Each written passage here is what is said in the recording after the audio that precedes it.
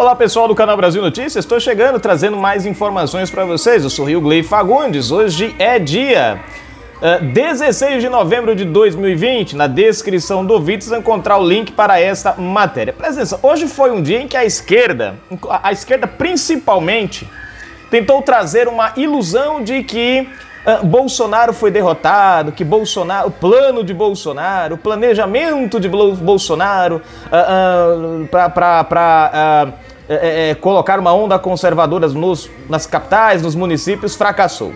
Mas Bolsonaro, como sempre, não se dobra e, bom, gente, mata a cobra e mostra o Bolsonaro. Presta atenção nisso aqui, ó. Olha o recadinho de Bolsonaro aqui pra turminha do quanto pior, melhor. Olha só, Bolsonaro fala sobre eleições 2020. A onda conservadora chegou em 2018 para ficar. Ui, essa doeu, hein? Vamos à matéria, gente? Se inscreve aí, comenta, compartilha, deixa o seu like, aperte o sininho das notificações. Na descrição do vídeo tem conta bancária. Se você curte nosso canal, gosta do nosso trabalho, seja um apoiador e um colaborador. O Gley, não tô recebendo seus vídeos. Confere a inscrição e confere o sininho aí. Gente, tá o barulho ali, o pessoal tá fazendo ali, vai fazer uma caminhada, uma carreata, alguma coisa com ada ou ata, e estão metendo os votos ali, né? Isso atrapalha a gente aqui, mas vamos embora. Bom, olha lá. O presidente Jair Messias Bolsonaro comentou nas redes sociais o resultado das eleições municipais de 2020, logo após os votos serem totalmente computados. A esquerda hoje passou o dia inteiro: ai, Bolsonaro é o maior derrotado, ai, Bolsonaro perdeu, ai, o plano de Bolsonaro não deu certo, ai, Bolsonaro não sei o que, ai, Bolsonaro pisou no meu pé, aquela coisa, né? Tentando dar uma ideia de que Bolsonaro fracassou, né? Mas olha só o recadinho básico.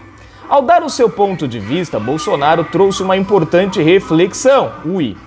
Segundo ele, o resultado obtido nas urnas demonstra um declínio da esquerda no país, pois os partidos sofreram uma derrota histórica nestas eleições. É bom lembrar alguns detalhes rapidinho aqui, como por exemplo, né, a briga do próprio PT internamente. PT apoiando o candidato de oposição, quando tinha um candidato dele no mesmo município disputando eleição.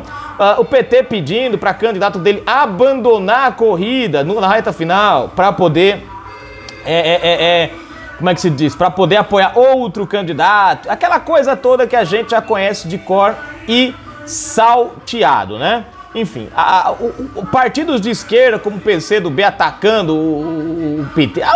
Foi uma salada danada, né? Entre eles mesmo já começaram a dar um imbróglio.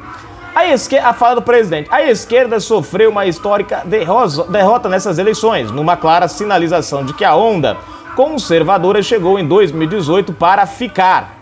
Para 2022, a certeza de que nas urnas consolidaremos nossa democracia com um sistema eleitoral aperfeiçoado. Deus, pátria e família. E tá aqui o Twitter do presidente, para quem quiser conferir aqui o print, né? Depois entra na matéria aí na descrição e pega a matéria e entra e dá uma conferida aqui. Vejam só, gente, o presidente Bolsonaro, ele traz aqui, né, um ponto de vista interessante. Lembra aquela história, depende de que forma, por exemplo, um copo tá meio de água. Dependendo de como você olha, ele pode estar meio cheio ou meio vazio. Isso vai depender do ponto de vista que a pessoa... E o presidente, ele conseguiu puxar o fio da meada e mostrar, de uma certa maneira, que realmente o conservadorismo não levou um baque como a mídia está tentando passar, como a imprensa está tentando passar, como a própria esquerda, né? Nós tivemos mais cedo, eu trouxe a matéria lá do cara do PSDB, o presidente do PSDB, dizendo que o maior derrotado nessas eleições foi Bolsonaro. Mas se você parar para prestar atenção, aonde foi Bolsonaro o maior derrotado nessa história toda? Não tem essa. O próprio Fernando Haddad também, né, trazendo um ponto de vista onde o presidente Bolsonaro fracassa. O problema é que o PT não elegeu ninguém em capital nenhuma importante. Nenhuma capital, por assim dizer, o PT elegeu ninguém.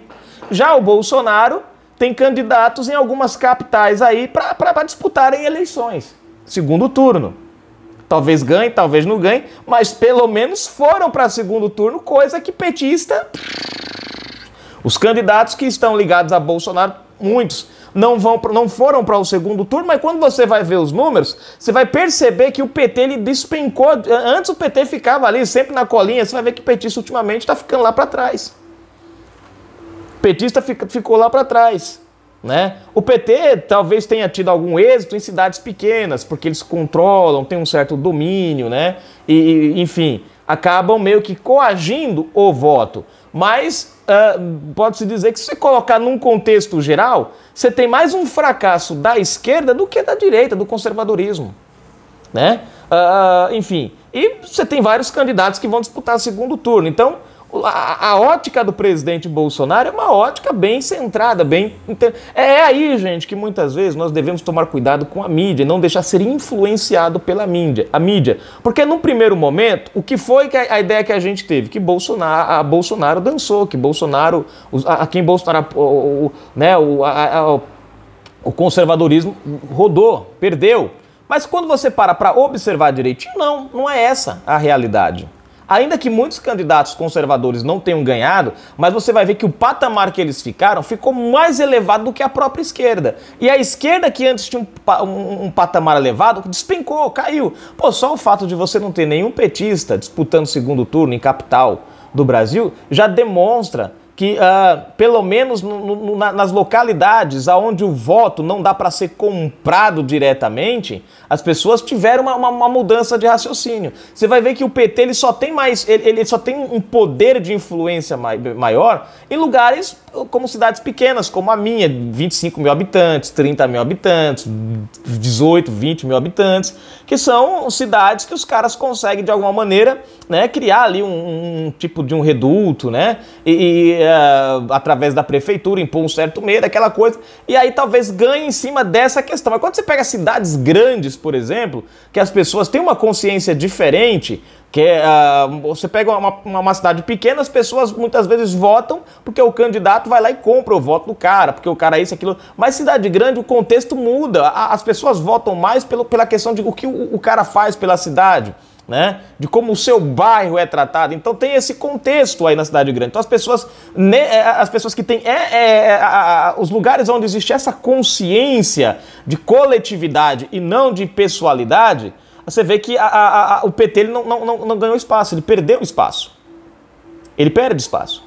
Então, de uma certa forma, você percebe que o conservadorismo, apesar que nós temos tido vários prefeitos de esquerdas disputando o segundo turno, apesar dessa coisa do Boulos em São Paulo com o Bruno Covas, que é uma coisa que, cara, eu não consigo entender ainda como isso aconteceu, né? Mas, enfim...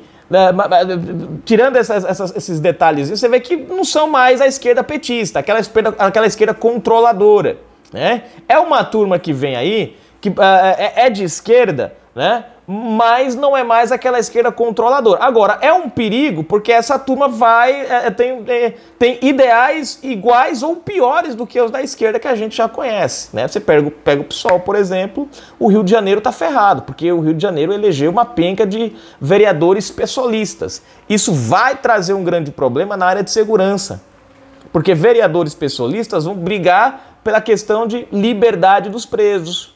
E aí, querido, o pessoal do Rio de Janeiro, é isso que eu não entendo, gente. O pessoal do Rio de Janeiro é o pessoal que sofre com a corrupção e sofre com a violência.